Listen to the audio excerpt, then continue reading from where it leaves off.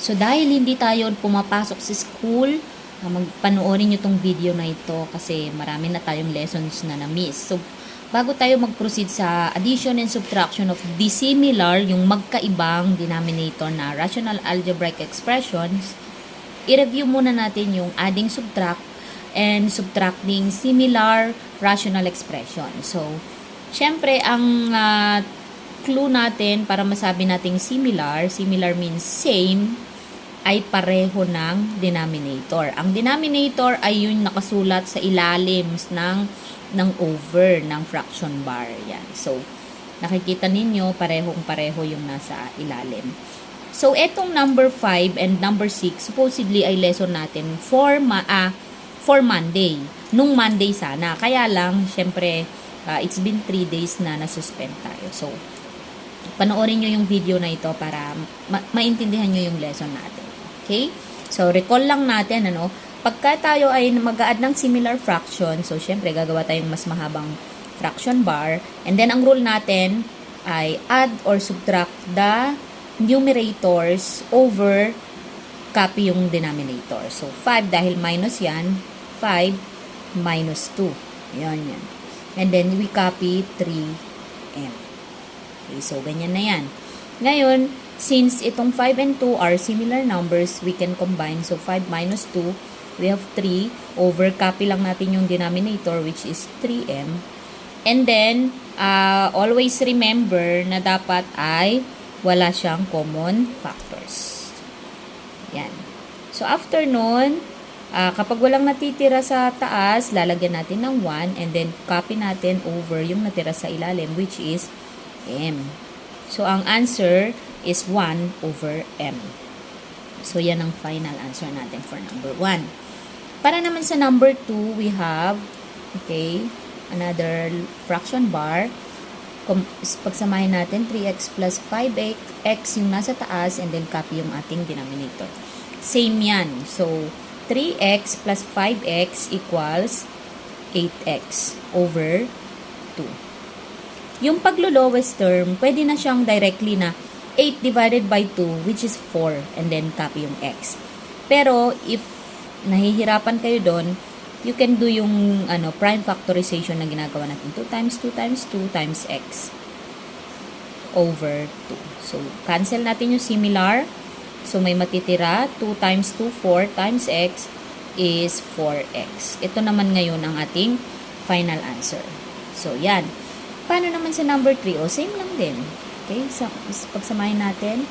So, we have x plus 6. Ito yun, kinopya lang natin yung x plus 6 minus 10 all over x minus 4. Yan ito. Ito yon, kinopya.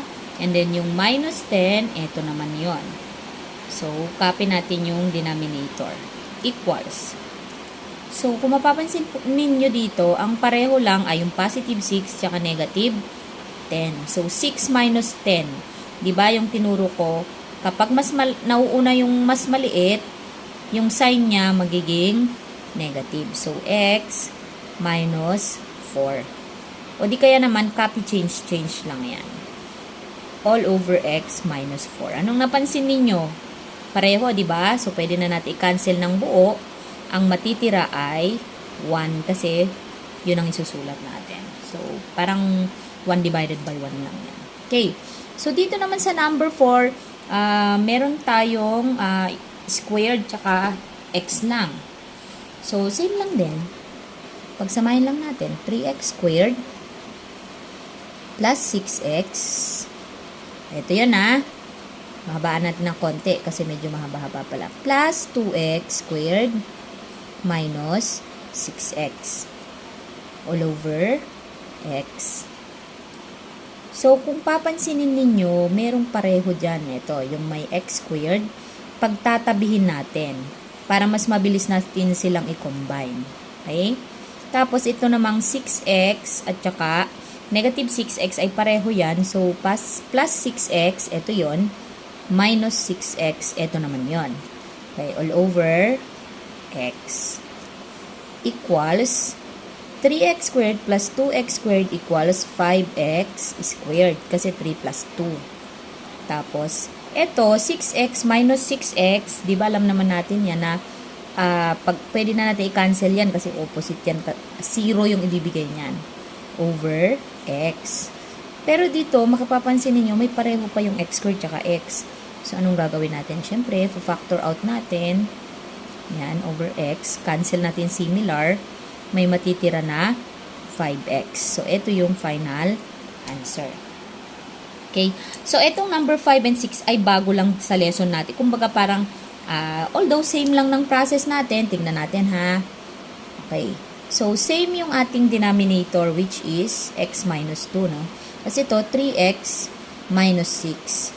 So, ito yon yung ano niya. Kung mapapansin niyo wala namang pwedeng i-cancel. Pero, syempre, meron siyang pwedeng i-cancel dito kung ma-factor out natin tong 3x minus 6. So, tignan natin ha. Anong common ng 3x and 6? Diba 3? And 3 quantity of x, 6 divided by 3 is 2. Kopya natin yung operation. Okay? Over x minus 2. Okay, bakit finactor out natin? Kasi kung mapapansin nyo, yung 3 at saka 6, may common factors pa yan, which is 3. Ito yung nandun sa labas. Okay, so cancel natin yung similar term, equals 3 na lang yung sagot. Okay. Ma'am, nakalimutan ko na pong mag-factor out ng 3x minus 6. Diba yung 3x? Tapos 6. Ang factors ng 3x, 3 times x. Ang factors ng 6 ay 3 times 2.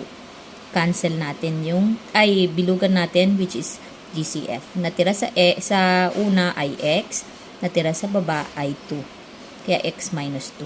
Okay? So, yan yon. Now, paano naman sa number 6? Yan. So, same pa rin. Wala naman tayong babaguhin.